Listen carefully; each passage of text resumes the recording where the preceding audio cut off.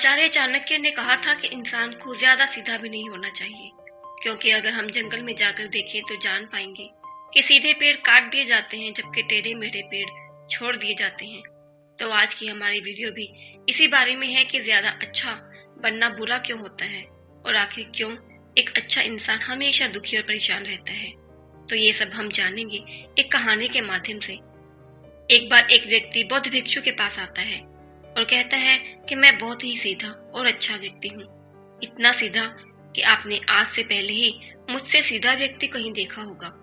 मैं हमेशा ही सबकी मदद करने की कोशिश करता हूँ, सबको खुश रखने की कोशिश करता हूँ, लेकिन सब मेरा फायदा उठाते हैं, मेरा मजाक बनाते हैं और कोई भी मुझे गंभीरता से नहीं लेता।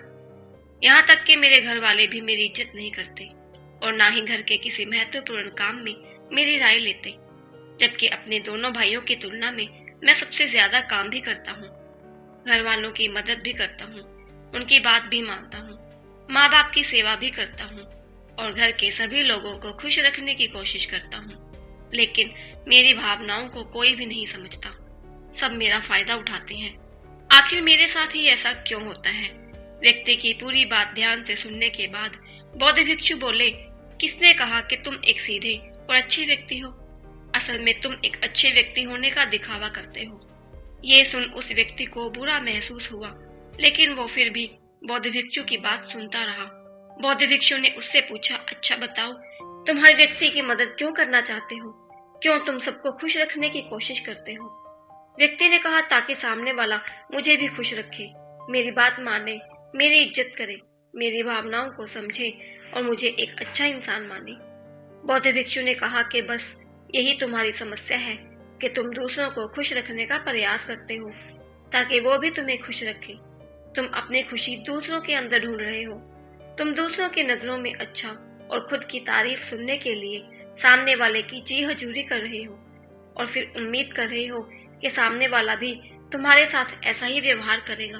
तो ऐसा नहीं होता, क्योंकि कोई भी व्यक्ति ऐसे व्यक्ति को गंभीरता से नहीं लेता जो लोगों की हर बात में हाँ में हाँ मिलाता है। अब मैं तुम्हें कुछ ऐसी आदतें बताता हूँ तो तुम और तुम्हारे जैसे खुद को अच्छा मानने वाले लोगों के अंदर होती है। पहली आदत, खुद को अच्छा मानने वाले लोग ये दिखाने की कोशिश करते हैं कि वे लोगों का ध्यान रखते हैं, उन्हें लोगों की चिंता है, इसीलिए वह सबकी मदद करने पहुंच जाते हैं, फिर चाहे सामने वाले को उसकी मदद की जरूरत हो या ना हो। दूसरी आदत, खुद को अच्छा मानने वाले लोग दूसरों से खुद की तारीफ के भूखे होते हैं, इसीलिए वो ज्यादातर मौकों पर वही काम करते हैं जिससे सामने वाला खुश हो और उनकी तारीफ करे। अगर उन्हें लगता है कि किसी काम से सामने वाला नाराज हो जाएगा तो वह उस काम को हाथ तक नहीं लगाते।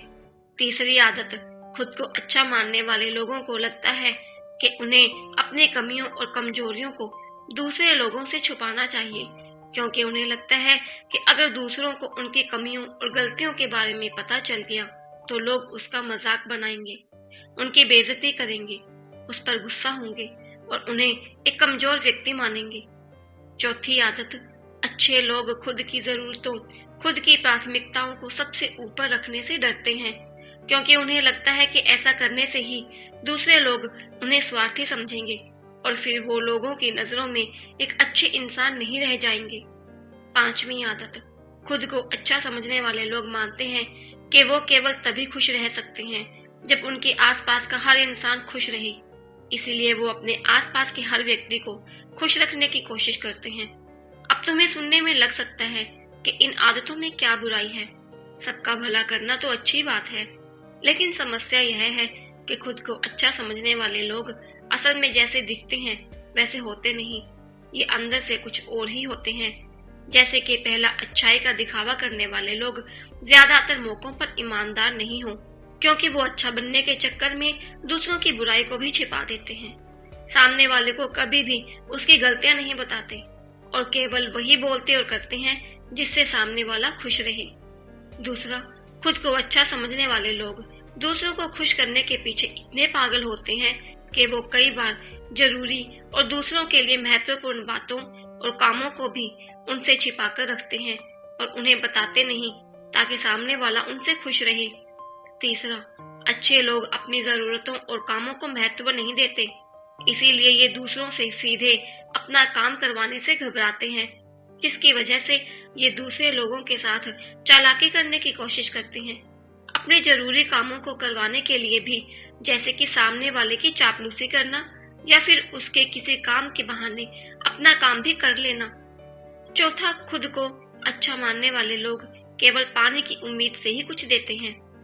यह इस बात का दिखावा तो करते हैं कि यह लोगों की मदद करना चाहते हैं, लेकिन यह मदद सिर्फ इसीलिए करते हैं ताकि सामने वाला उनकी तारीफ करे, इन्हें अच्छा इंसान समझे और जरूरत पड़ने पर इनकी भी मदद करे।